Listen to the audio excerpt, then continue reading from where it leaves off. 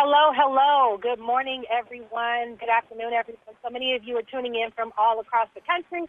Sometimes we even have people in from the internet audience who stay up in the middle of the night to get on these calls. So I want to welcome each and every one of you to the call. My name is Nicole Cooper, and I will actually be hosting today's midday call. And I'm honored that you guys are taking the time out to hop on this call. So if this is your first time joining us, welcome, welcome, welcome. And just know that we're here every single day, Monday through Friday, and we're here at 12 o'clock Eastern. Guys, today I want to share a couple of things with you that actually, a lot of times when we host these calls, it comes from personal experiences, personal encounters, personal lessons that we've learned, and things that have evolved and developed in us that we feel are worthy of sharing because they can actually benefit you personally. So today I want to talk to you about the power and success you can create when allowing your vision to take over your life. And what do I mean by that? Well, guys, when I think about just the world that we live in and the ability to experience life as a first-generation American, the ability to think about the life that my parents lived in a third-world country in Belize, Central America, the dreams they had getting to a better place and the opportunities that they felt would be here in America, the ability to migrate to America, and the ability here to discover their own personal American dream with all of these ambitions, all of these goals, all of the things that they said they wanted to accomplish, and the power of transforming that vision or transferring that vision into the lives of their child and how that can result into an amazing future and an amazing legacy. Guys, just to give you a little bit of background, I am a first-generation American. Like I said, my parents are from Belize. My grandparents are from Guatemala. My great-grandparents are from Venezuela. So we have an extensive cultural background from Central and Southern America. And sometimes I get into these conversations with people, and I get a chance sometimes to talk about some things with my mom about what life was like before they actually came here to America. And they did a great job of always taking us to third world countries and to experience different things so that we can understand the privilege and the benefit that we have by living in one of the greatest countries in the world, and that's here in America. And I was talking to somebody about just the fact that there's so many people, and guys, I'm going to step on a lot of toes here. There's so many people who talk about what they want in life, but very few people have the drive to make it happen. There's a lot of folks who come and they say, I want to accomplish this, I want to accomplish that, and they want to sit down and give you a list of bullet points about all the things that they claim they want to accomplish. But very seldom are people willing to do what they must to make that become a reality. And so what I want to share with you guys on today is the importance of having and taking that vision that you have within you and allowing it to dominate your life. And the reason why is because, we all have an opportunity to get access to a vision. Each and every one of us have some form of a picture in our mind of ideally what we would like our lives to be like. However, one of the greatest challenges of most people is the fact that when they think of vision, when they think of dreams, when they think of what they want in life, a lot of people see them as being impractical. A lot of people see them as being unobtainable. A lot of people think that this is something that, I think I would want to do, but I don't think it's really practical to make it possible. And guys, there's a quote by Helen Keller that says, it is a terrible thing to see but have no vision. And I'm going to repeat that. It is a terrible thing to see and have no vision. And the reality is, guys, a lot of us see all kinds of things around us. We see challenges. We see hurdles. We see issues. We see reasons why we can't accomplish what it is that we want to do in life. And the truth is that we have no clear vision about where we want to go. And so whatever happens to us just tends to happen. It just comes in and it dominates, and we allow that to become the forethought of our actions, the forethought of our productivity. So if you look at the world around you and you say, we're in a recession, the economy is hard right now, things are hard, nobody has jobs, or even if you're looking at this political debate between Mitt Romney and Obama, and you're saying, well, if Romney comes into office, this is what's going to happen, and if Obama comes into office, this is what's going to happen, and you're banking your entire future on a political campaign, I want to tell you right now that you are currently struggling from the lack of a vision. Because, guys, if you look at history, if you look at what has happened in the past, guys, there's always been some kind of up and down and occurrences that have happened in our world, in our nation, that could have been an excuse why people couldn't have succeeded. But if you look at the Great Depression in the 1930s and you go back and you start reading tons of stories about corporations. I think Charles Schwab was a couple of corporations, guys. You begin to realize that somebody's vision in the midst of a depression is what allowed them to have a thriving Fortune 500 company today. Somebody's struggle in the midst of a depression allowed them to have a creative idea that began to blossom and become a vehicle that we're currently drive, or become a radio or a car. If you think back on everything that has happened in the past, guys, no matter what circumstances were going on around us, it took that person to make a decision to determine where their future is going to be. And most of the times, guys, it boils down to, I would say most of the time, in life, in every single circumstance, what you encounter, it boils down to you having a vision. So even if you get into a tight spot, when you have a vision, you realize that this tight spot is a part of where I'm going, so I'm going to get around it. If you get into a financial battle, you realize this is a part of the vision because where I want to go is so much greater than here that I'm going to do what I must to get out of this tight financial burden that I'm in.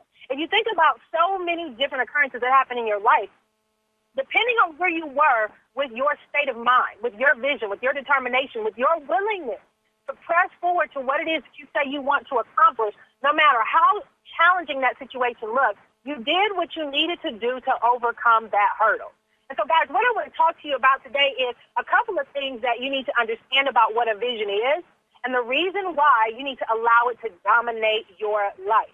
Guys, first off, when you think about a vision and the definition of a vision, the definition of a vision is, this is according to the Merriam-Webster Dictionary, is something seen in a dream, especially a supernatural appearance that conveys a revelation. It's a thought, a concept, or an object formed by the imagination. It's a manifestation to the senses of something immaterial. Guys, if you think about that, the manifestation of the senses, it's something that you begin to see, but you don't quite know. It's not your reality, but you don't quite know how it's going to happen. But your imagination is running wild about ways to make it happen. If you think about the fact that it's conveying a revelation, I think about my parents a lot. I think about my mom and my dad. My mom was a teen mom. My mom had her first child at 16. She got married at 17. She had another child by the time she was 19. She had me by the time she was 21. She had another child at 24. Guys, if you think about the fact that I'm standing here today on this phone call with you, it's because my mom had a vision. My mom started off in a very tough spot, never had help. The men that she had children for never supported her.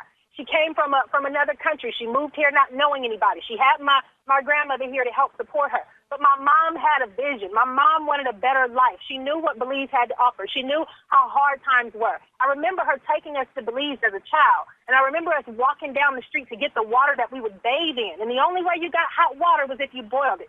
And we took a bath in a little like a big tin pan. And we would sit there and get cups and pour water over us and take baths. If you had to use the bathroom, guess what? It was an outhouse. And I remember being scared to go to the outhouse because sometimes snakes were hanging from the outhouse. I remember in the middle of the night, I got to go to the bathroom, and I'm thinking, I am not going to the bathroom. It's pitch black back there, and I don't feel like getting ate up by mosquitoes and red ants, so I'm going to have to hold it until I wake up in the morning. But see, when my mom came to America, despite the fact that she became a teen mom and went through all these different challenges, my mom had a vision, and that vision was that her children would have a better life than she had. Her vision was that her kids were going to go to college. Her vision was that her kids are going to have a better future. And I remember I was given so much hell in school. I was probably one of the worst kids a lot of teachers could have come across during my 9th and 10th grade year. And I would constantly have my mom getting called up to the office. And I remember my mom still telling people, Nikki's going to go to college. Nikki's going to be an attorney. Nikki's going to do this. Nikki's going to do that. My mom had a vision for my life, even though I was giving her hell and having her to constantly come from work to come up to the school because I was acting up. See, my mom spoke that vision over my life. My dad, same thing. My dad, I remember him in the 80s when A.L. Williams came around. And my dad he just was so big on trying to establish the American dream. He got into real estate. My dad is the oldest of 12 kids. And my dad got into real estate. He came here to America. He got into the military, and he was able to purchase his first house. And from there, he had a goal of getting all his brothers and sisters here and buying his mom a house and being able to purchase more real estate. So my dad always had an entrepreneurial dream, and he would get into A.L. Williams, and he would actually listen to all these audio tapes. I remember him taking the morning, and all we ever listened to was either talk radio or these motivational tapes. And I hated it because what did I want to listen to? I wanted to listen to music. I'm like, Dad, can we stop listening to them talk and turn music on? No, you got to listen to this. And he would have me listen to all these audios, would have me constantly looking over the books that he had. I remember my dad had just bookshelves and bookshelves and bookshelves of books, and he would talk about some of the things that we're going to do in the future and the kind of income we're going to create. He was talking about all these things, although his life at that moment did not realize that dream. And see, guys, the power of a vision is so amazing because even though my father today did not become a multimillionaire, even though he's not sitting in a situation where he's traveling to Fiji or Tahiti, and he has millions of dollars of investments behind him, my dad's vision was passed on to me as his child because he had one.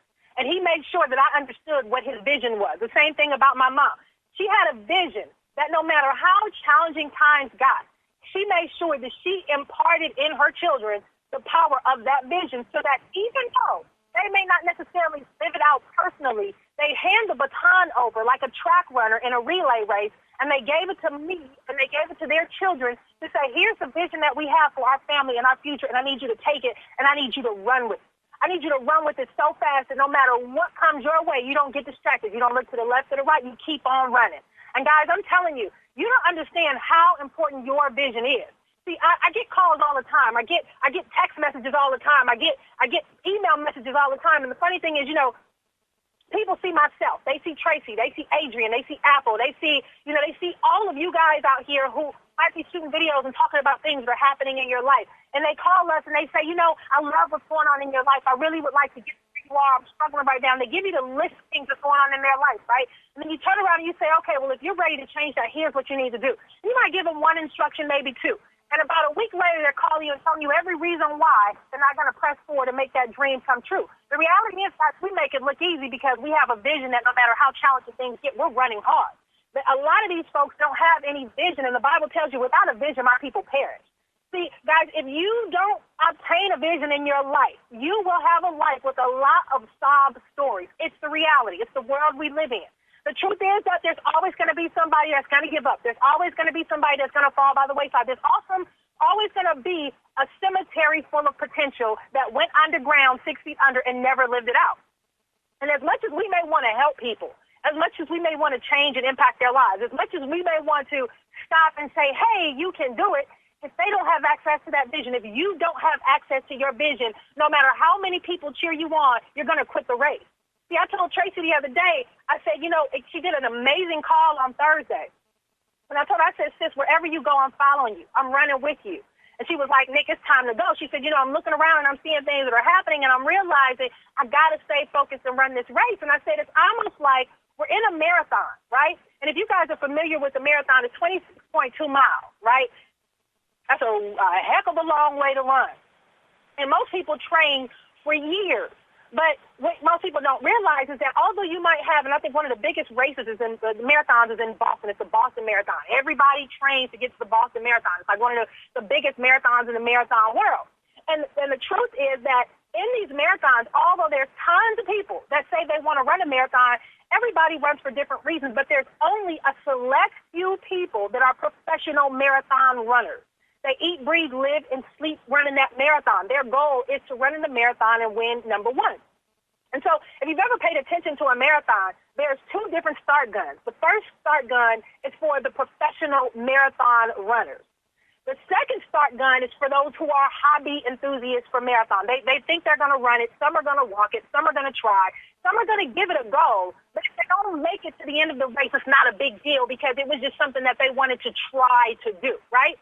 And so I told Tracy, I said, it's almost like we're running this race, but we're trying to stop and stand behind and convince all the hobby folks to want to run this race for a competition. And we can't do that because me and Tracy and Adrian and those of us that are devoted to making this a profession, for us making our vision our profession. See, we're the ones that are training year-round. We've been training for years to run this marathon. So, see, when the first gun goes off, we're the ones trying to run and get across the finish line. We don't have time to stand back there with the hobbyists who say, I'm probably going to walk it. Maybe I'll run 1 mile, then maybe I'll walk the other mile, or maybe I'm just going to do half a marathon. At least I did 12 or 13 miles instead of doing, the 5K race that I've done. Let me just give this a try and see if it works. And, hey, if I get tired along the way, I'm going to stop. But, see, when you're a professional marathon runner, no matter how tired you get, how exhausted you get, you know that you got to go into that second wind reserve because you are the professional marathon runner that there is no option not to complete the race. This is not a hobby.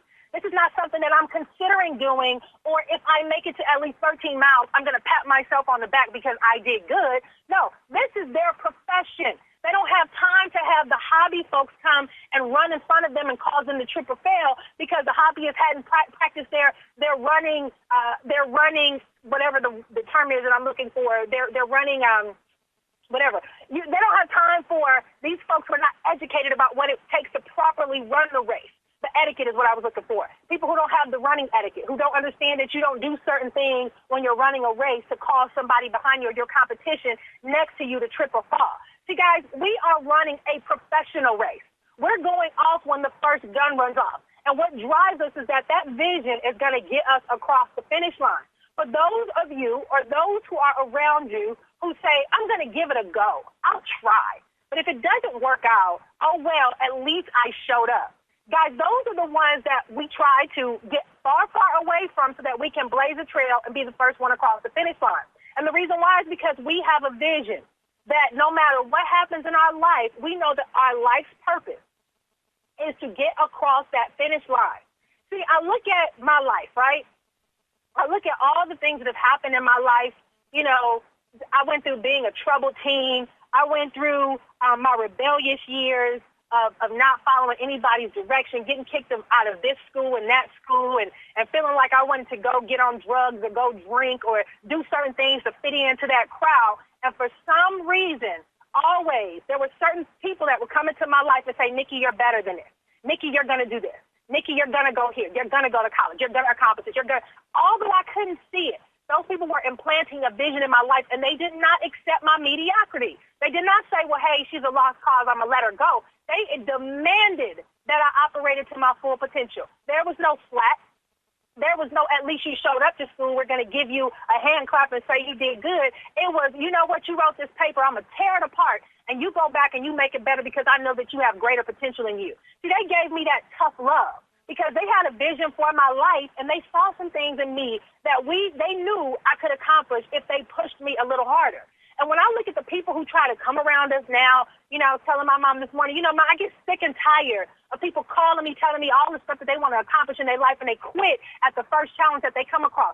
I personally have no tolerance for no excuses. I have no tolerance for why you can't live out your dream, and the reason why is because I got a vision.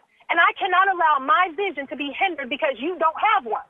I cannot allow myself to demean my personal standards or to pull myself back from pushing to do better, go further, run harder, and do more because you don't feel like running today. If I'm a professional marathon runner, I don't have time to sit back there and have conversations with the people who are doing this as a hobby who says, well, gosh, at least you're the professional. You should show me how I should be a professional. Can you run with me a little bit and show me the techniques that you're doing? Because, hey, you know, I've been eating a lot, and I know that I'm not as fast as I should be because I really wasn't as disciplined to get up in the morning like you probably have. Or I didn't go out there and run 10, 20, 30 miles a day and really properly train. But I would love to ask you if you can stay back here while this marathon is going on and show me the shortcuts so that I can be where you are because I don't want to work as hard. You out of your mind if I'm going to do something like that, guys. I'm not going to do that with my life. I don't expect you to do it with yours because the truth is each and every one of us is responsible for our outcome. And a lot of folks, you know, sometimes when you come from environments where success is not demanded, where you're not surrounded by people who have the right kind of mindset, that they don't accept any excuses, that they demand more of their kids, that they work harder, they invest more, they're willing to take more risks. When you don't come from that environment and you come from a world where everybody has an excuse why they can't do something, what happens is people try to put guilt on you for why you're pushing harder. Because if you've ever read the book called The Dream Giver, it's one of the best books I've ever read in my life. And you need to go and get that book. But it talks about a bunch of nobodies who live in the land of the familiar. And one day, a guy that was a nobody woke up with a feather in his windowsill because he had a dream to be somebody. And he was scared to tell anybody. And when he started telling people about the dream that he had to become somebody, all the nobodies kept telling him, you don't want to do that. Why leave? Stay here. It's comfortable here. And when he decided to venture out, he had all of these nobodies come and tell him all the reasons why he shouldn't go further in his race.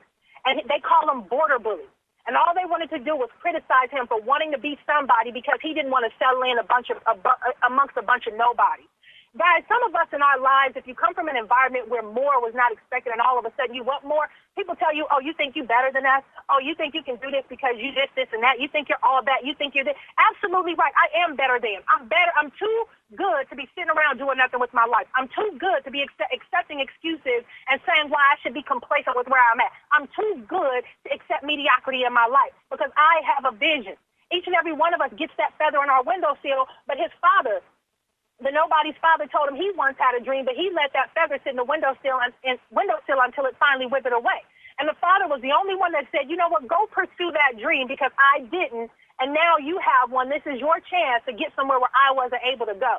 Guys, if you got a feather sitting in your windowsill, stop letting the border bullies come to your life and try to threaten you about you think you're better than. You are better than. You're better than sitting around and being complacent. You're better than sitting around and being mediocre. You're better than sitting around and not exercising your mind, not exercising your body, not doing the things that it takes to change your circumstances. You're better than sitting around and allowing your kids to see you be acceptable with failure or acceptable with mediocrity. You're better than sitting around and allowing yourself to fall into the category of the rest of the world who says there's a recession because they behind is too lazy to get out here and go do what they need to do to create their own future. You're better than sitting around here and being able to just watch all these reality shows and gossip TV and talk about other people's lives or watching people live their lives wondering why you're not there and not doing what it takes to get there. You're better than every single challenge that you come across, but you got to obtain that vision. You got to make that vision practical in your life. Guys, vision establishes direction. When you get a vision and you make a decision to hold on to that vision, what happens is it establishes direction. I'm going to tell you guys something. You know, I'm not the smartest kid on the block. I dropped out of school in the 9th grade. I went to college because I wanted to get away from an abusive boyfriend. I did not know what in the heck I wanted to major in. I changed my majors like 10 times. I dropped out of college when I was in school because I didn't think that I was a good fit for college. I didn't like sitting in those classrooms. I tell people when I was in college, I dreamt of going to every beach in the world. I was on the beaches of Milan. I was on the beaches of Brazil because I hated school. I did not understand how somebody like me who was not a school-bound kind of chick ended up in college. To me, it was pure faith. It was something that God had destined for me to do. When I went to college and I got an internship thinking I wanted to be a computer programmer, I did 1 year at a company, and I hated it. I hated it. I sat in a cubicle for 8 hours a day and watched a bunch of people drink black coffee, and they walked around like zombies. And all I would do was go to the stairwell. I worked on the 38th floor, and I started working out, and I would walk up and down that stairwell 38 floors every single day to try to get in shape because I hated that world. And I made a decision when I was in that internship. I said, you know what? I'm going to finish what I start. I gave them a year. Instead of coming every other quarter, let me ask them if they would let me put this entire year in one slot. So I went on ahead and forfeited a year of school just to knock it out back to back instead of coming back and forth between Atlanta and Alabama. And I said, well, y'all let me stay here and stay back to back to finish out this internship so that I can complete it. And they said yes.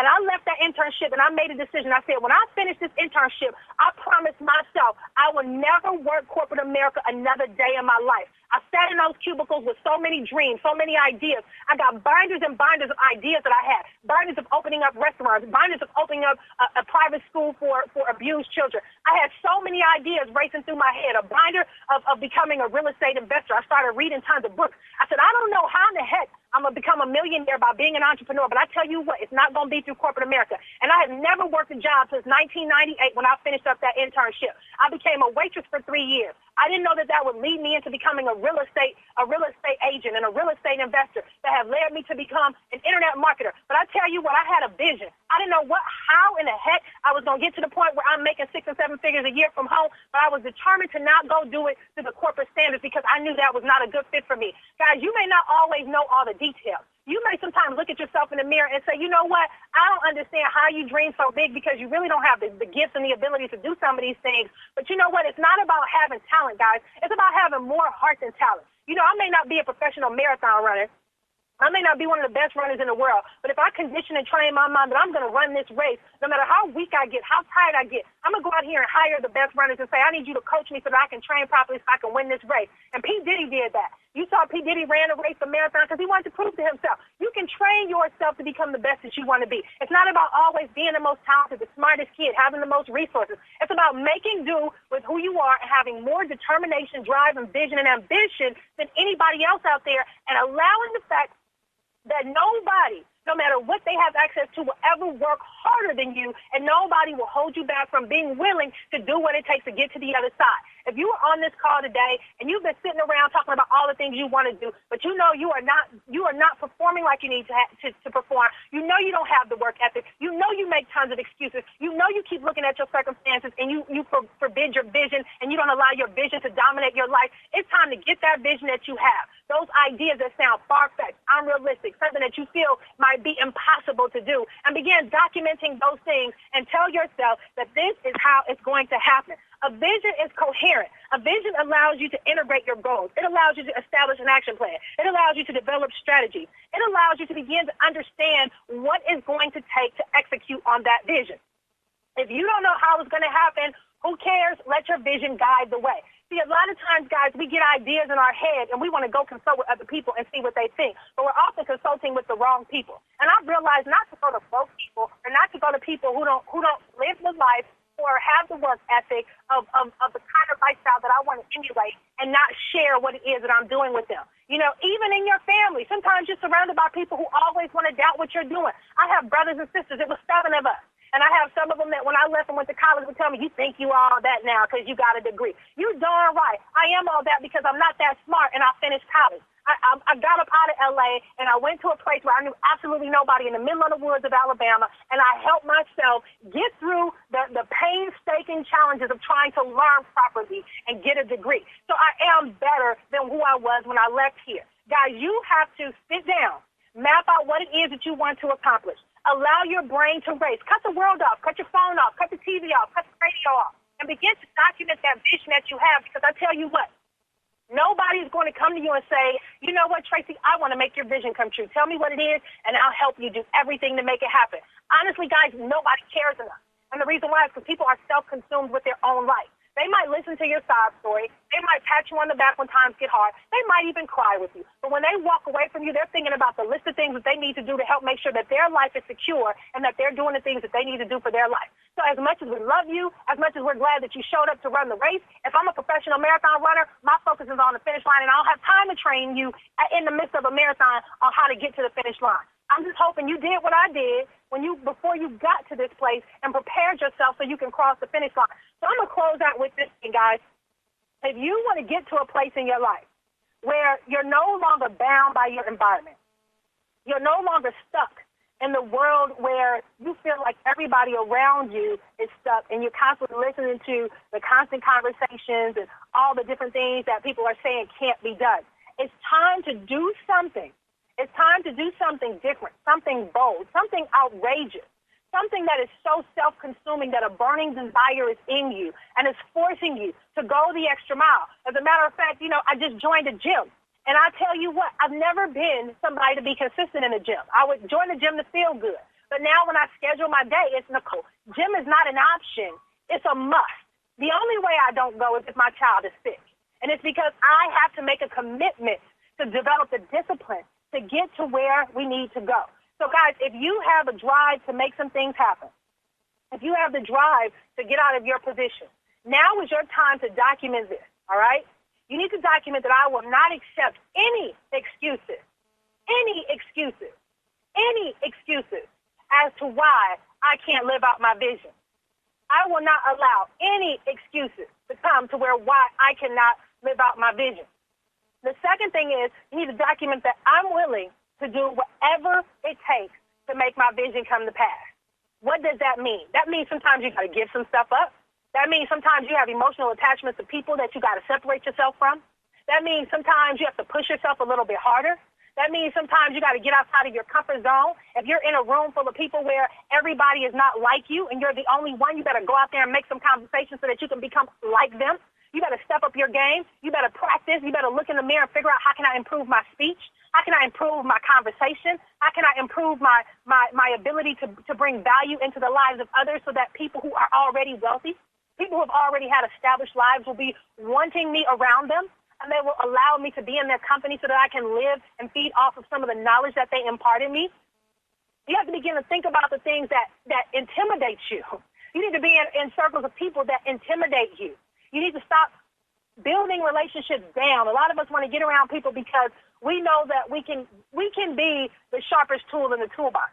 It's time to get out of that and be the dullest tool in the toolbox so that they can make you sharper. The Bible says that as iron sharpens iron, so does a man sharpen the countenance of his friend.